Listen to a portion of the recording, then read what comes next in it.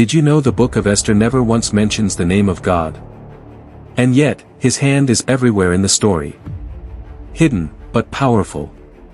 Today, we're uncovering the hidden truths in Esther, lessons about faith, courage, and God's divine plan that still speak to us today. Even though God's name isn't written in Esther, his fingerprints are all over the story. When Esther became queen, it looked like coincidence. But it was God positioning her for such a time as this.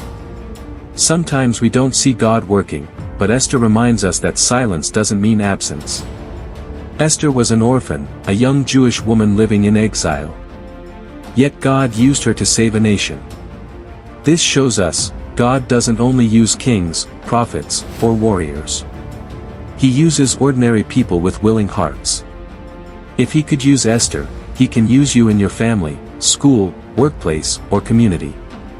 One of the most powerful moments is when Esther chooses courage. If I perish, I perish. She risked her life to save her people. This reminds us that faith often requires courage. Following God's call may be risky, but courage rooted in God's purpose changes history. Haman's plan was to destroy the Jews, but God reversed everything. The enemy's weapon became his downfall.